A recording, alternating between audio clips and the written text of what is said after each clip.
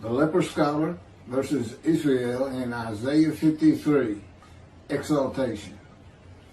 The belief that Isaiah 53 describes the Jewish people as the man Israel, that is often attributed to Rashi, is now the prevalent teaching on the subject. Jews for Judaism is one of the most followed on the internet in its analysis of Isaiah 53, being the people Israel. The following is from Jews for Judaism, Isaiah 53, verse by verse. There's been no change to anything. This is directly from their internet site, which they allow you to download. They authorize the use of this material. If you're not authorized, if someone doesn't say share this or download this, take this, in some manner authorizing you to take it, you are not to take information from people's websites. But having this authority to take it, the only thing I have to worry about is slander and perjury, and that is not something I would do. I'm a lawyer, very familiar with these things. And this is in quotes. 52:13. Behold, my servant shall succeed. He will be exalted and become high and exceedingly lofty. The success and exaltation of God's servant is an event that the prophet sees as futuristic. This is used for Judaism, and that particular verse 12 is different than the one that's used in the Jewish Publication Society's 1985 edition of the translation of Hebrew to English of the Hebrew Bible. I'm not sure where it comes from. Continuing on with this writing, the immediate context, chapter 52, verses 7 through 12, tells us that this is part of the blessing that Israel will experience at the time of her restoration.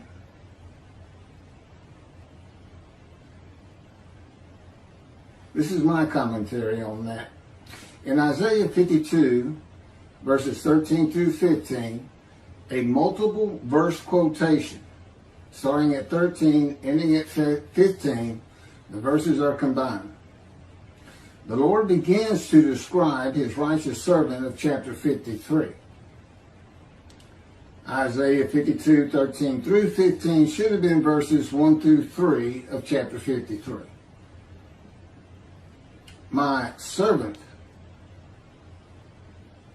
to be exalted and become high and exceedingly lofty, is now the Gentile man God comes with from Adam, a Christian country, and of the Jewish people none are with him. It is not the exiles. It is the Gentile that becomes my righteous servant in Isaiah chapter 53, verse 11, after passing the test of devotion in Isaiah 53, verse 10, when he makes himself an offering for guilt in a covenant with God. The immediate context of Isaiah 52, verses 7 through 12 is poetry and an announcement of prophecy fulfilled in the return to Judah of all 13 tribes, a remnant of each tribe, who had been deported in exile to Assyria, Babylon at one time or another. My servant, exalted, was the Assyrian, Babylonian exiles, and the victory, this is from verses 7 through 12, and the victory in sight of all the nations was the second temple. It was not a futuristic prophecy. The return included God's forgiveness of all of the sins and inequities of the Assyrian Babylon exiles. Jeremiah's time to come of the new covenant with sin forgiveness in the day of the Lord is for the Roman dispersal, the diaspora, which means outside of the promised land, outside of Israel. and is futuristic. The translation of Art Scroll and Shabbat of Isaiah 52 that Rashi comments on does not include the quotations that combine verses 13 through 15. The translation used by Jews for Judaism for its commentary also does not have the quotations. They are the only verse quotations of Isaiah 52 and a demarcation of the verses of the fulfillment of prophecy by the return of the remnant of the 13 tribes from exile. They are the beginning, verses 13 through 15, of the description of God's righteous servant of Isaiah 53 and had nothing to do with the exiles. Prophecy fulfilled. That's what chapter 52 is, and it ends in verse 12. God's servant has nothing to do with the exiles. God's servant. That's what he always calls them. My servant, my servant.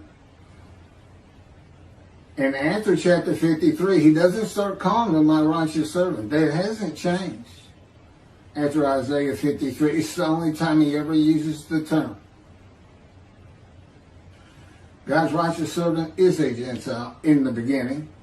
The translation of the Jewish Publication Society has the quotations. This is their rendition.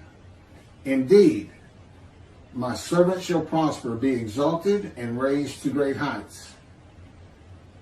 Verse 14, just as the many were appalled at him, so marred was his appearance, unlike that of man, his form beyond human semblance. Verse 15, just so he shall startle many nations. Kings shall be silenced because of him, for they shall see what has not been told them, shall behold what they never have heard.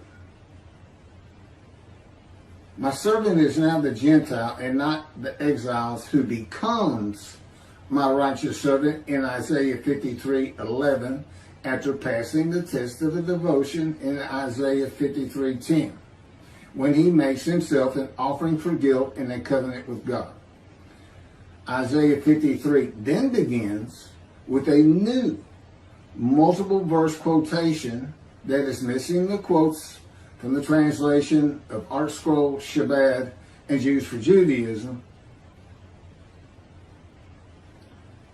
But again, they are included in the translation of the Jewish Publication Society. And what's interesting about their rendition is they started from scratch.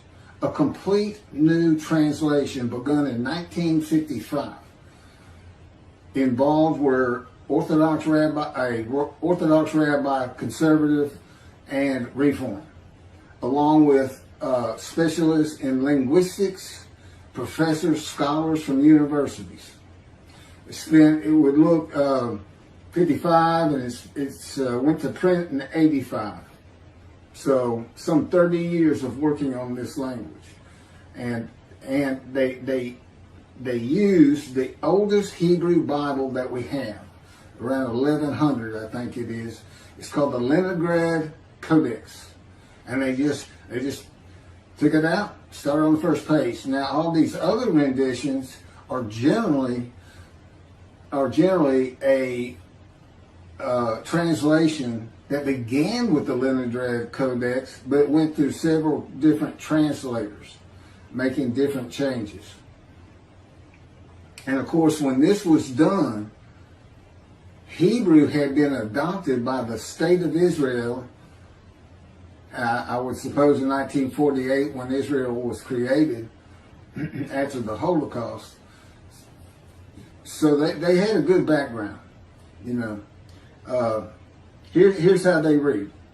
Who can believe what we have heard? Upon whom has the arm of the Lord been revealed? For he has grown by his favor, like a tree kind, like a tree trunk out of arid ground. He had no form or beauty, that we should look at him, no charm, that we should find him pleasing.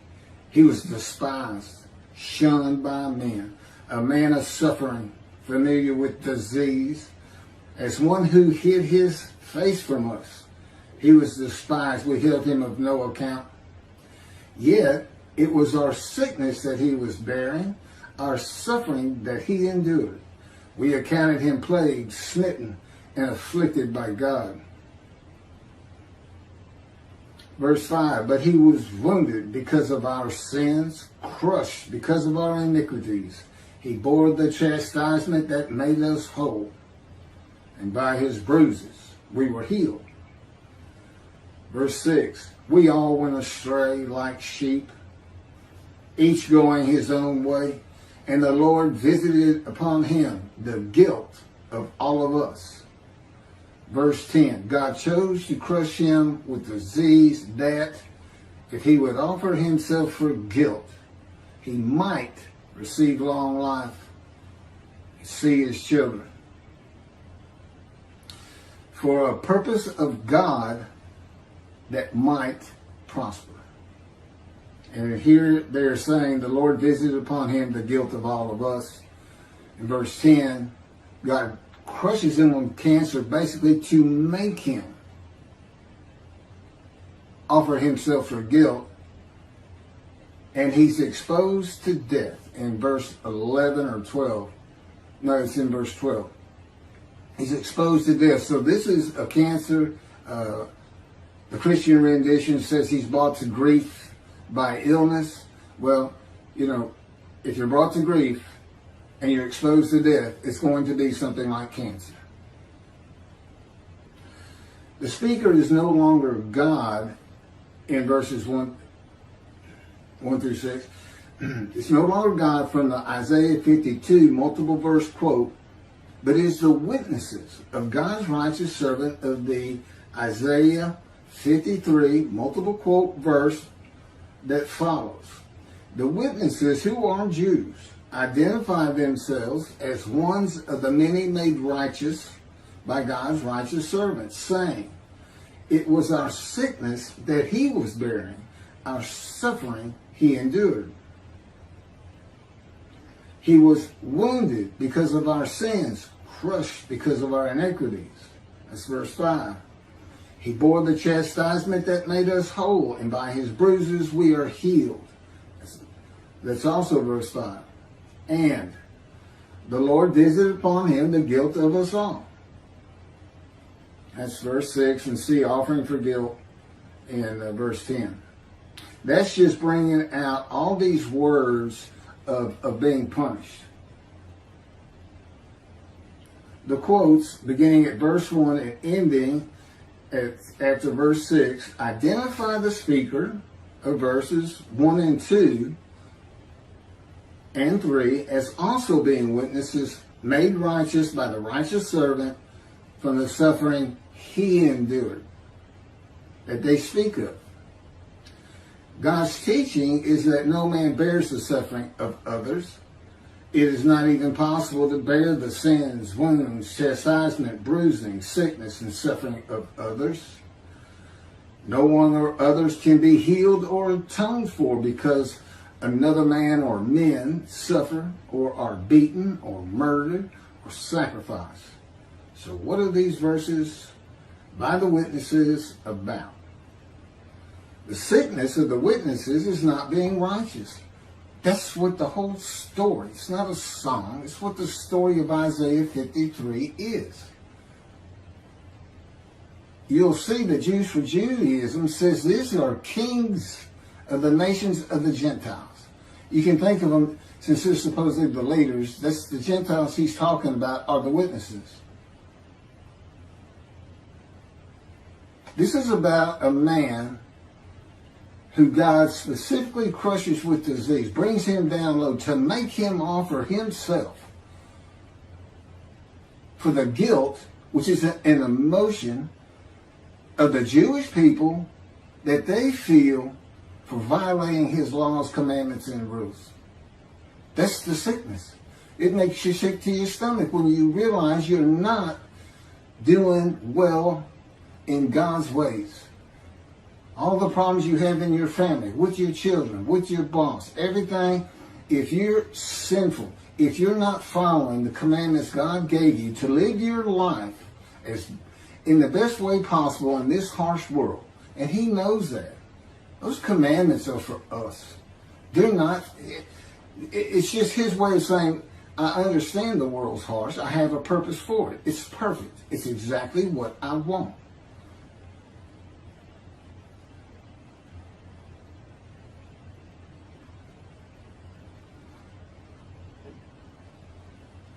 So it's God's righteous servant. It's the servant, the Gentile, who suffers by this chastisement, punishment, bruising, crushing, maltreatment, laid on him by the words and power of God.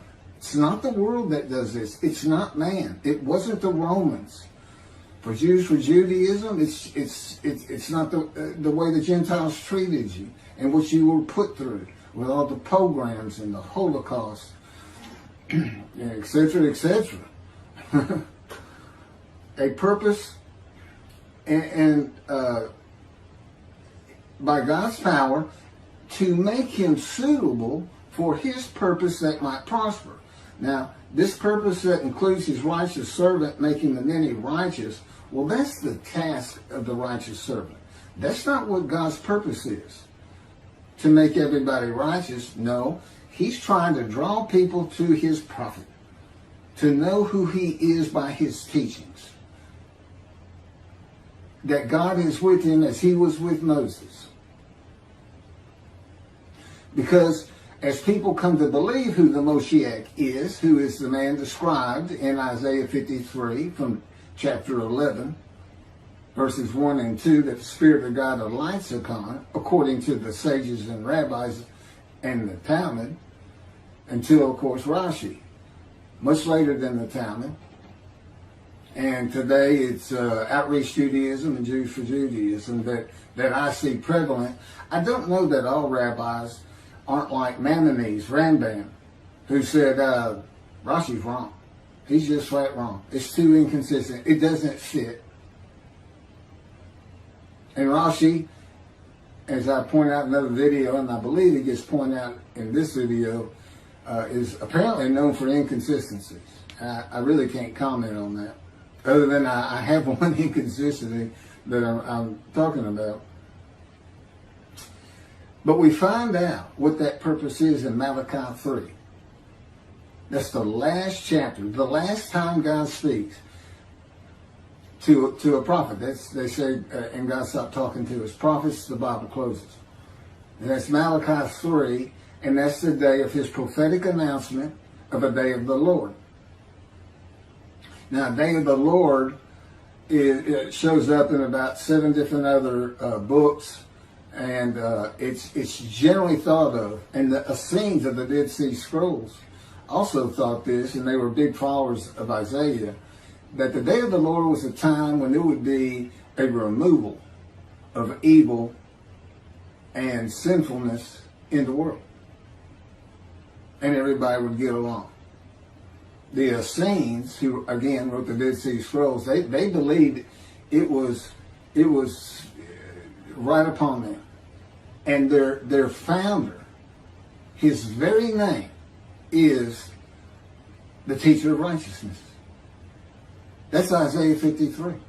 That's what they say about Jesus. He's the teacher of righteousness. Makes the many righteous by his knowledge, not by his death. That's not what 53 says. But in Malachi 3, God again addresses the day of the Lord. They're all kind of different. There's some renditions or some chapters that the day of the Lord is only as to Christianity, adament, or it's against the nations, or it's against the nations, all Gentiles, and Israel. It just differs, but Malachi 3 gives us a complete new outlook, and it's God's final words on the subject. Again, the writings in antiquity were oftentimes just for those people. They look like prophecy, but they can't happen in the real world. If it can't happen in the real world, it's not prophecy. God has another purpose. It can be anything from uplifting those people in a harsh time who couldn't read, a society of ignorance, people basing their entire life and relationship with other people just on emotion. And you know how bad that can be if you act just on emotion without thinking. So, and for religious purposes, just creating religion and even knowing what the Gentiles were going to do with Christianity, God knows all things from beginning to end, causing some controversy, making it interesting for God. And of course, there is prophecy. There is prophecy that can happen in the real world.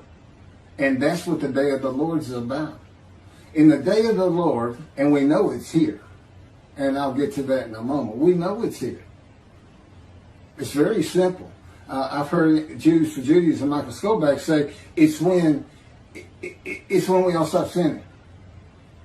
God will come back. Or I guess he means as many as we can get that are possible. That's not in the scripture. There's nothing in the scripture that says when all of the Jewish people together as the man Israel, and they're supposed to be all together. That whole concept came at when they all gathered at Horeb and God made the covenant with them. That was 100% of the Jewish people, and they had to agree to a man to accept the teachings God gives Moses, and then to them, 100%, and you do exactly what he says. And of course, there's a lot of vagueness in a lot of these commandments, and the oral tradition started, like it says, you will celebrate Shabbat. Well, how? Those kind of things. And the oral tradition occurred, and then finally, it was decided we got to write all these down. There's everybody out there, all rabbis, anybody that knows stories, write them down. And that's what created the Talmud. God knew that's exactly what would happen by leaving his commandments and laws and rules and teachings so vague in many places. And he knew that they were going to associate Adam with Esau, and Esau is the brother of Jacob, who God renamed Israel. Eternal antagonists, almost enemies. And that's how this whole thing developed, that Adam was considered Rome, then Christian Rome. Rome fell, and today it's Christianity, a reference to Adam Esau.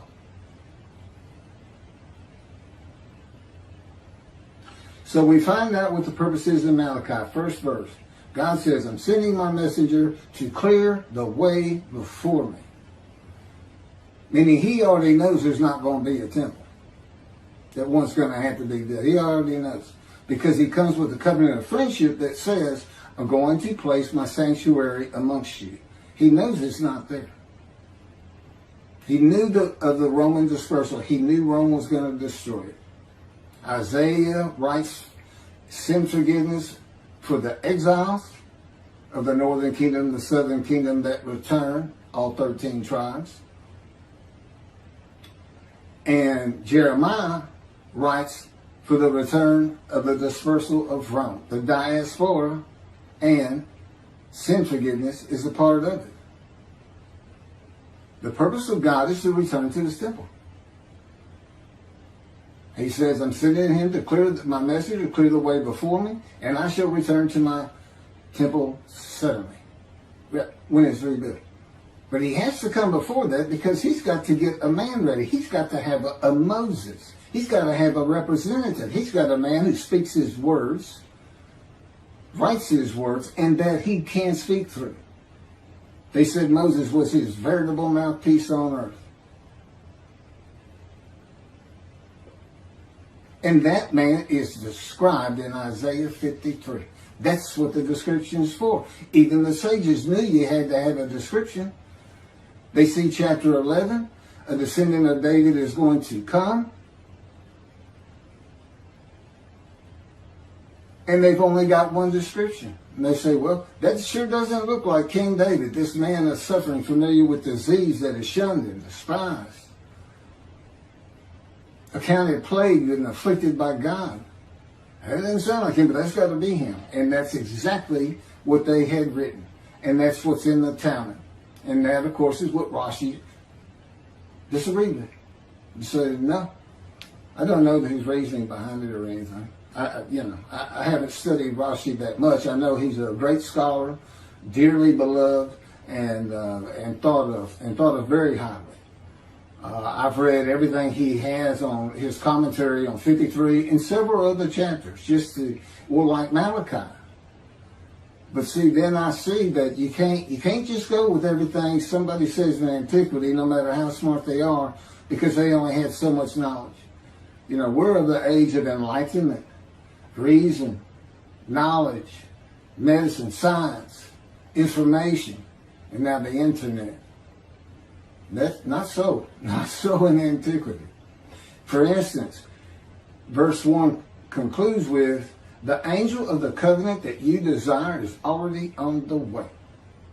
And that always perplexed me, but I finally, when God was having me type Isaiah 53 in the day of the Lord, I had 2 books that he dictated to me, unpublished.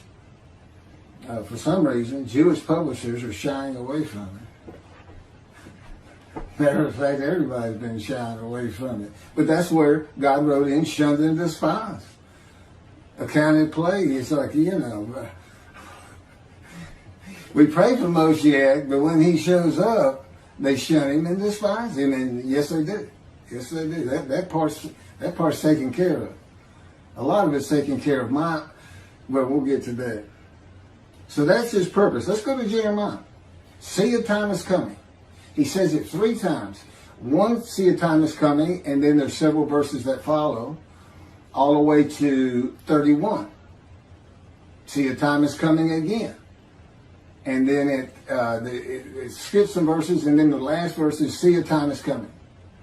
Okay, here's basically what it says. See, a time is coming. The Jewish people return. Why? Because the land blooms again. From desolation and ruins. See chapter 61. Desolation and ruin. Well, Mark Twain went there in the late 1800s and said it's nothing but desolation. Nothing standing. Well, after 1948, if you go look at Israel today, it blooms again. That's how I sum up that whole paragraph. There's a lot of different, great scripture in it. Great verses. Now, the last verse, it says, see, the time is coming. Jerusalem shall be rebuilt. From here to there and there and here. Biblical markers. And there's no question it's almost impossible to identify them. But you can get enough to know that Jerusalem today is far, far larger and greater than Jerusalem of antiquity. It's a great metropolitan area now. So there it is. See, a time is coming. Land blooms again. See, a time is coming. The ruined cities are restored and Jerusalem is rebuilt. And that's simply the Jews have returned. God says, when y'all return, I'll come back. That's all it is. He doesn't say everybody's got to be sinless. He doesn't say everybody's got to perform a certain amount of mitzvahs or anything else. He says, I know, believe me, I know y'all. I know you like the back of my hand. I know there's always going to be sinners among you. I know he tells us in Malachi that many of you will never heed me. And that's with the covenant of sin forgiveness at hand. And he's saying, I know. But when I made the announcement that I was going to forgive your sins and that would cause Torah written on your heart and everyone would heed me, that's what you would expect. But we know better.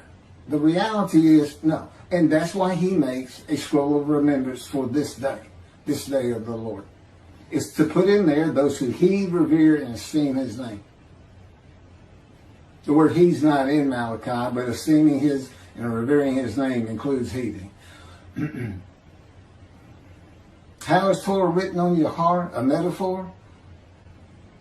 Okay, now moving into the verses of chapter 53 of Jews for Judaism that I want to address. They are verses 4, 5, and 10. This is the commentary for Jews for Judaism, in quotes.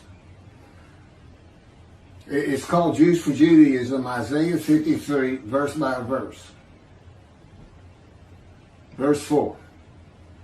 But in truth, it was our ills that he bore and our pains that he carried. But we had regarded him diseased, stricken by God, and afflicted.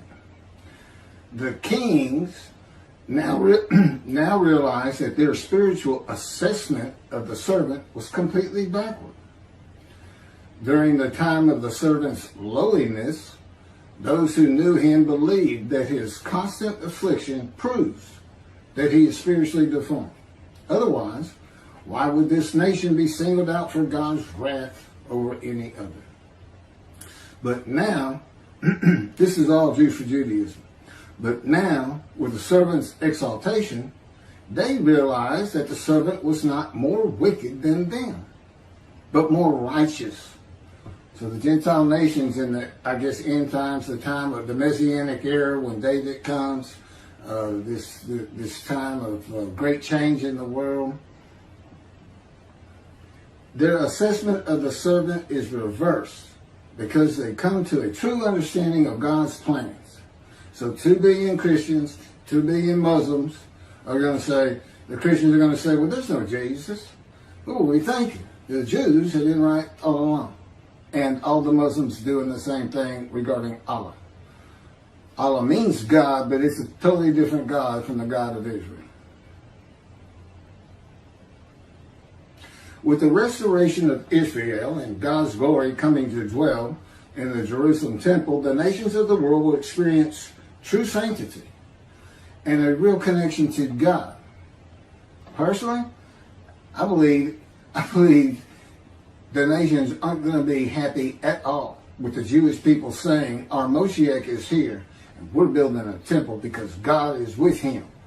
I don't think they're going to be real happy with the Jews. That may cause the ingathering that's always talked about and send plenty back to Jerusalem, as opposed to peace and harmony among all nations. That is part of the exaltation, the Messianic era. They will realize, this is the Gentiles still, or it's the kings, and as I said, they're Gentiles and they're the leaders. So when I read kings, I see Gentiles. And of course, as I have pointed out, that's not the witnesses. That's not who's talking in verse 4.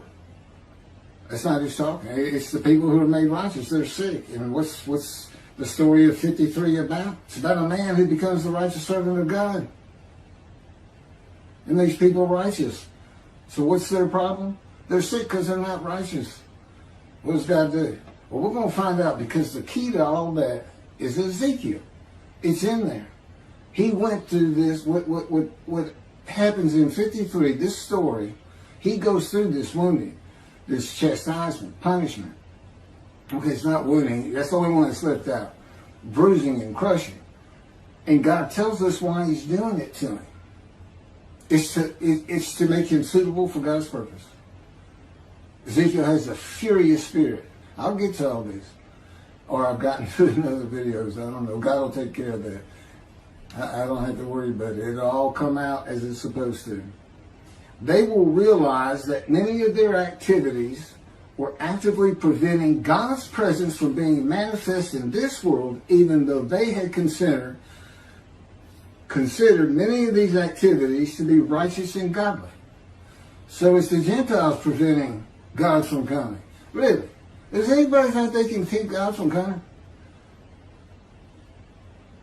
He made it clear in Jeremiah. When y'all return, when you fix my land back up, when you build me my house, I'll be there. And I'll come with the covenant of friendship. And I'm going to forgive all your sins. What is this everybody needs to be sinless? If everybody is practicing Judaism, going to Yom Kippur, and they're in right standing with God, why do they have to be sinless? The covenant, the new covenant says, I forgive your sins. That's what the covenant is. It's an addition to the first covenant with the Israelites.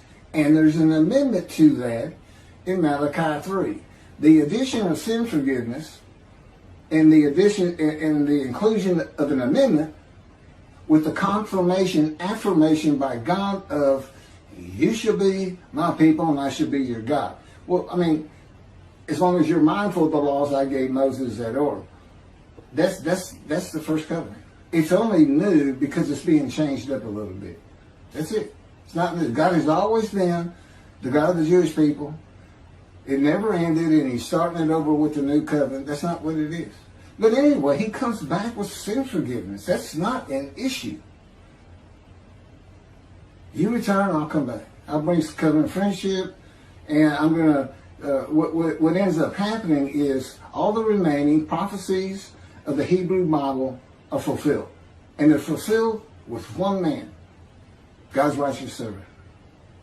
Because he has the abilities and capabilities of those who are coming, those who have been prophesied to come, that don't have a description. You got 4 men coming, and only one description, the description of the righteous servant. Elijah's coming. He sends him in Malachi 3. That's Elijah. He shows up in verse 23. But he's the messenger. He's the man who has to recounsel, son to the father, father to the son. Today, that's family members one to the other. And how does he do it? Well, the verse before that is, be mindful of the teachings I gave Moses, of all my laws and rules for Israel. Is that so Elijah's purpose is the same as the righteous servant. Make them righteous. Bring them back to Judaism. Well, that's what the righteous servant has to do. That's how he's going to make them righteous, and he's going to convince them because, one, they're sin-free. It says make them any righteous. Well, they're sin-free, but they have to know. It has to be announced. How do you announce a covenant? Well, how'd you get the first covenant, Jewish people? Moses. God talked to a man, and he gave it to you. And as one man Israel, you accepted it.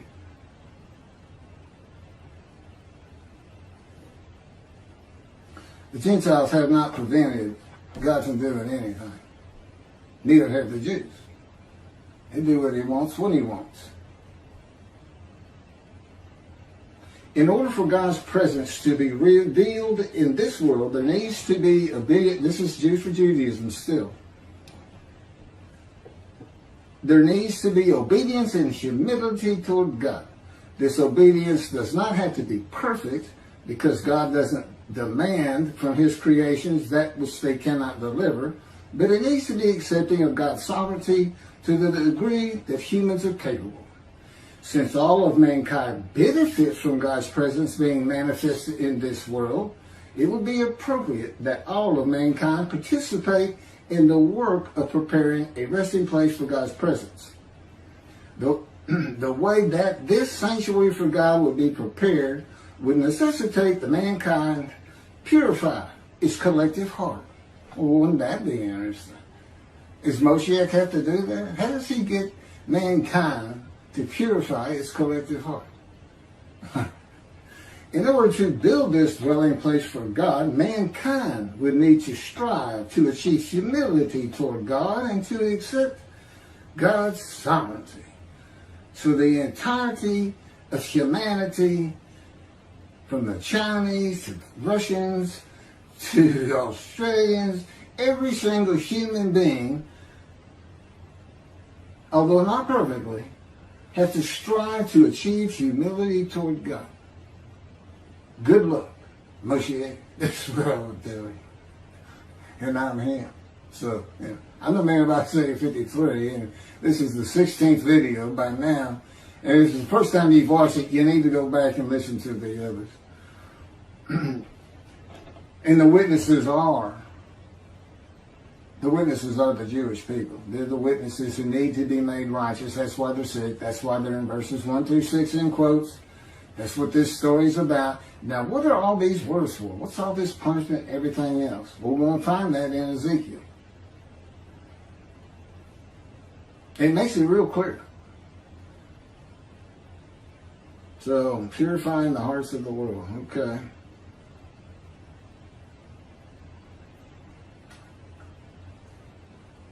To purify the collective heart of his servant Israel, and his servant will then, this task is placed on the Jewish people. Instead of purifying the collective heart of all mankind, God chose to purify the collective heart of his servant Israel, and his servant will then shine the truth toward the rest of mankind. Good luck with that. Okay, I have had that a little bit off, but these are his words. The nations will walk by that light and partake of the goodness of God. Isaiah chapter 60, verse 3. And the way that God chose to purify the heart of his servant is through suffering. Isaiah 48, verse 10. With the exaltation of the servant, the nations will realize that it was through the servant that God was accomplishing his purpose in the world for the benefit of all mankind. The suffering that the servant bore should have been borne by all mankind. And if anything, as though the rest of mankind never suffered. Okay, the Jewish people have been through more and more heinous, cruel acts of violence and murder and being shunned and despised and thought of and accounted as afflicted by God. But you're not alone in this world of harshness, Mr. Michael Skoback, Jews for Jews. You're not alone in this. There's been many a nation that no longer exists today. If anything, you've been the lucky one. You've been the one God made sure stayed here. There's another way to look at it, isn't there? The nation should have carried the brunt of the suffering, not us, as he would say, but it was their weaknesses that was more directly standing in the way of God's purpose for the world. So again, it's the Gentile sinning that has kept God from coming back to the Jewish people and placing a sanctuary amongst them. That's what did it. Well, let's just pass the blame while we're at it too, Mr. Skoback. Let's pass the blame.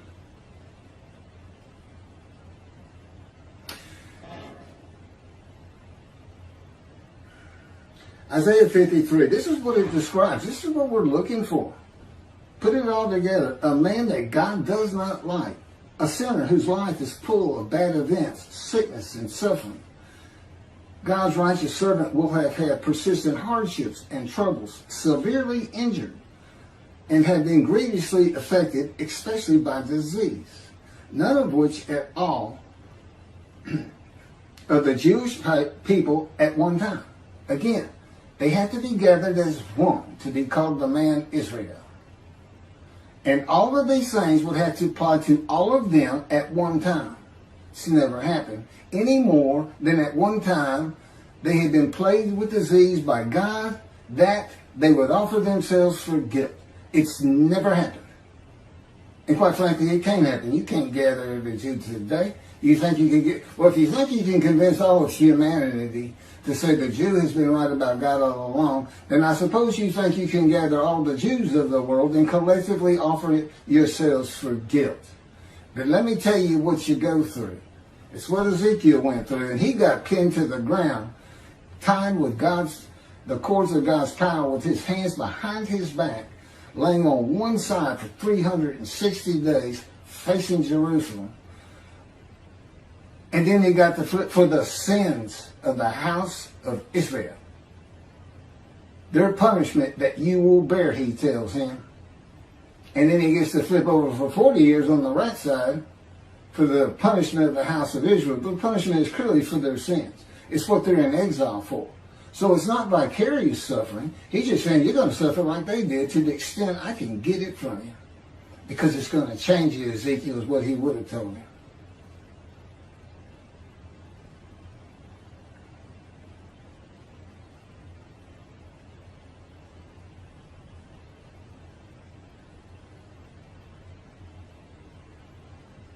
I'm trying to rush through so I can get through all this. I'm trying to pass a few things up. Who are these kings? King is the title given to a male monarch. This is my commentary to what I just read. And I've already included some of it, so it'll go pretty quick. Is the title given to a male monarch in a variety of contexts. A monarch is a sovereign head of state in monarchy. A monarchy is a form of government which a natural person is head of state until death or abdication. The witnesses of the many made righteous by God's righteous servant, not kings who are silenced or startled in chapters 52, 13 through 15. Jews for Judaism does not address the part of the verse that says, but we had regarded him diseased. Again, it has to be all Jews at one time. When were the Jews, even by the Gentiles, regarded as disease? No, sure, you can be ugly and say nasty things and say, oh, the Jews is like the disease, but they haven't been. This is not perceptions. This is not how people think about you. This is a description of a real man, God's representative, his prophet like Moses, that he prophesied in Deuteronomy. And we think the Orthodox knows about him. Now, why is it so difficult? Why does everybody got to be sinless? Is it because you're religious? I think so. Well, God chose an atheist, a Gentile.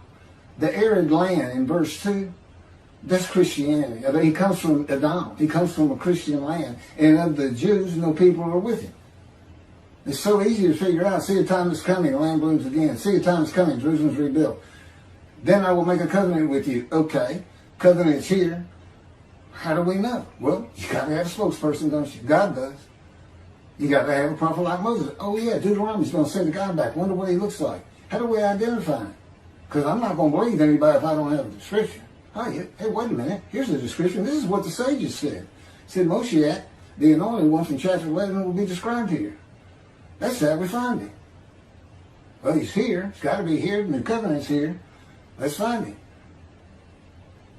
It's like y'all think he's going to come back, Jews for Judaism, outreach Judaism, I heard somebody asked Toby, God had me listen to it, on the radio, and somebody called in and said, how do we know Moshiach's here?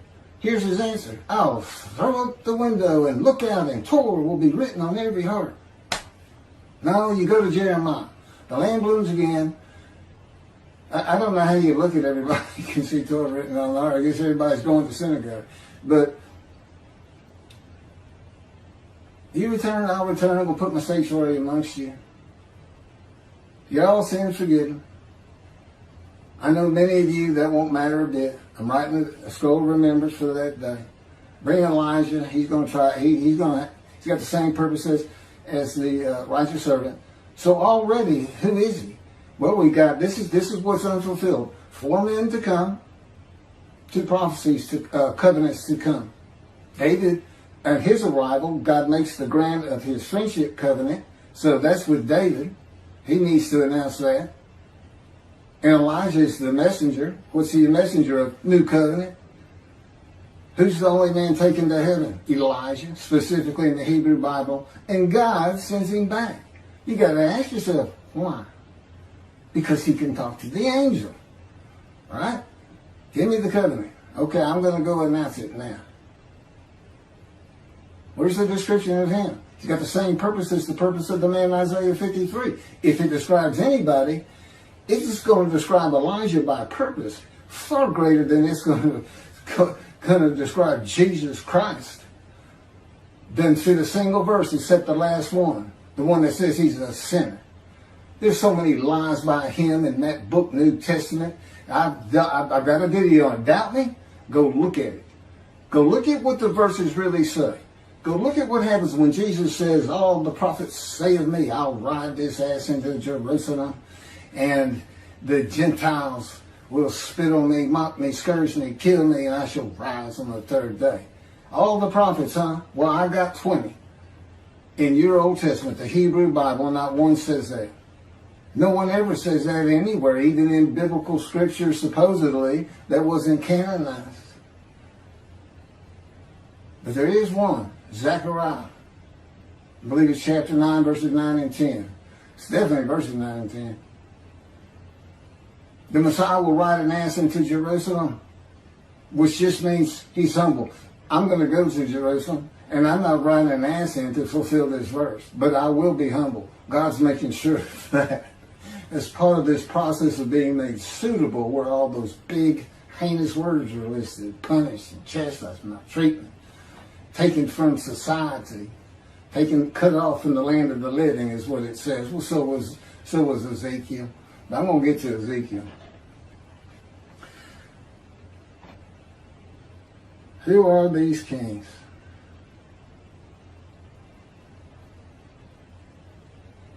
Okay, I've covered just about everything I need to cover.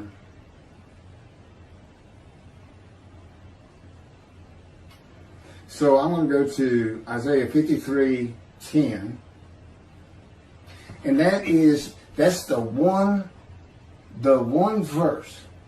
I mean, there's still something to be fulfilled. I mean, you still have to, I'm covering all the descriptive things. That's what the book of my life is about. It's called The Life of the Righteous Servant. God, of Isaiah 53. God dictated it to me. He's been with me from the womb. Unlike Jeremiah, who God was with from the womb, he became a godly priestly man. And that's what you would expect, devoted to God. He came to me for a totally different reason. To make my life one of suffering, familiar with disease, to fit every verse of Isaiah 53. And he's very thorough. He's very thorough. Now, he didn't speak to me until I was 50 years old, 7 years after they removed a tumor from my colon that should have killed me, that metastasized and spread into lung cancer. And I was given no more than a month and a half to live. I mean, that's how they made it sound. I said, well, what does all that mean? They're showing me pictures of my lungs with all these white spots, telling me that's cancer. And this is post-chemo for colon cancer, which never returned. And they said, it's too advanced to treat. I said, what's all that mean?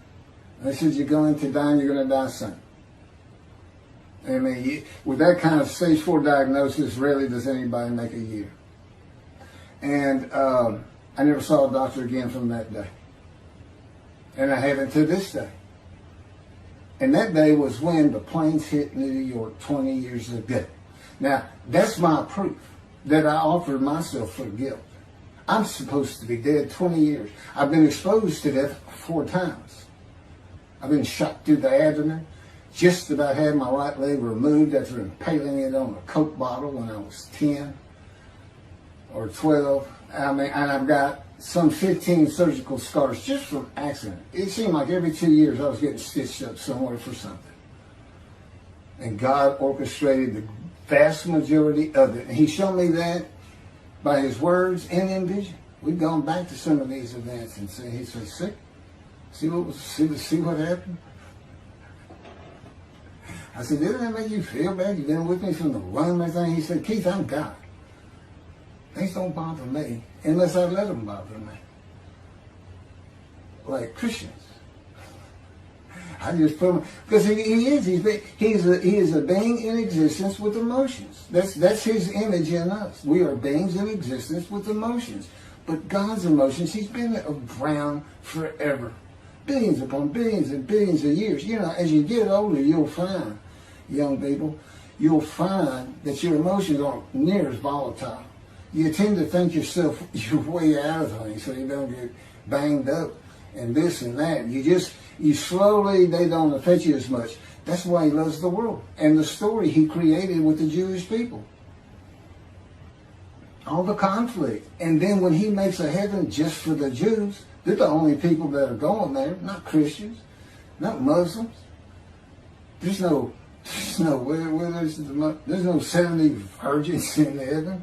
I've seen it. I've been there in visions so many times. I've been in the temple so many times because God will take me in visions in just about every chapter we study to really make it sink in, to make me understand these things that I'm teaching. This is the teaching of the teacher of righteousness. And when David comes, God has a reckoning with the shepherds. That's the rabbis. And he dismisses them. Well, somebody's got to tell them what that means because apparently they don't know because they never talk about it. They never talk about the day of the Lord. Their Messianic era doesn't have a day of the Lord. They never apparently received the new covenant. Or they say we get the covenant, but who are you getting it from? Oh, Moshe. No, you're getting it from Elijah. Boy, wasn't he given short shift. Here's Rambam. Well, we don't know if Elijah, he comes before David or after what. We should study Torah and not worry of such things. It's too confusing from the prophets. Well, no, it's not.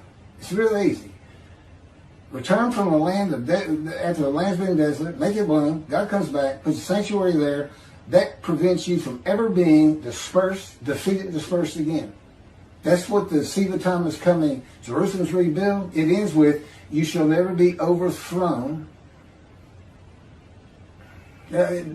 defeated, dispersed. I don't remember the exact verse. That's what it says.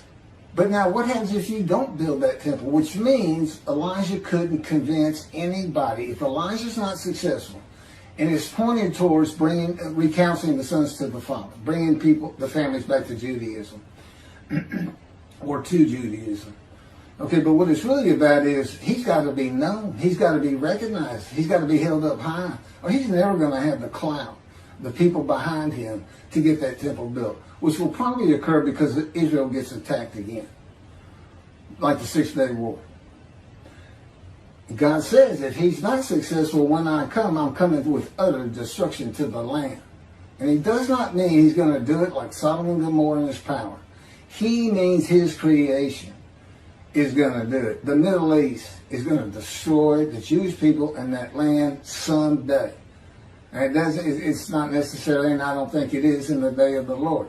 But it's going to happen if this thing doesn't take off. This is the day of the Lord. Think about that carefully. He has returned to this earth. He has chosen a man. He has described that man. He expects these Jews to listen to him. Although he already knows through Malachi, I know many won't.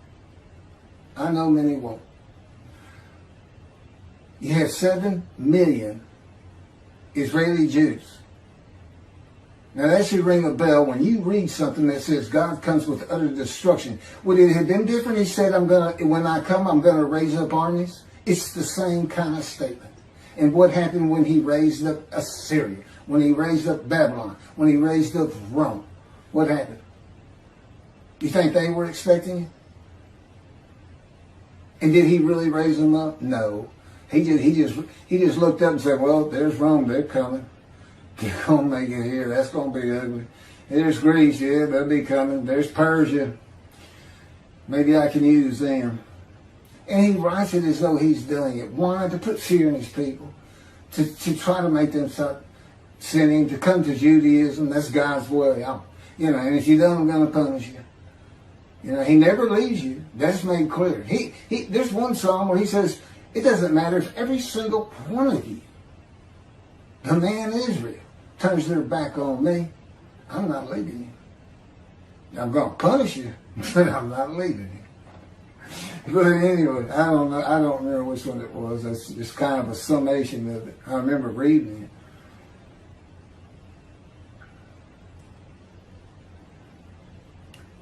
Isaiah 53:10. He doesn't really address it. He says it has to do with how the kings look at the Jews. And, it's not addressed how God crushed them with disease, afflicted them with sickness, afflicted them with disease. With me, he not only afflicted me with disease, he disfigured me. He said, I touched you in the womb. That's why you don't have a right breast and you have a short shoulder and a withered arm. He said, that's just to be part of 53. The cancer you got, you know what that's for? It's not to make you offer yourself for guilt. I didn't crush Ezekiel. We just seized him. Jesus said, the Spirit seized me. A spirit that lit upon me and entered me, and I could hear God speak. Couldn't hear him speak before the Spirit entered him in that verse. Okay, that's because God's in his angel. There's a video on that. That's something the Jewish people don't know about. I have a wealth of knowledge the Jews don't know, and they shun and despise me. I send emails. God had me send emails to Toby Singer. You want to argue about Isaiah 53? Let's go.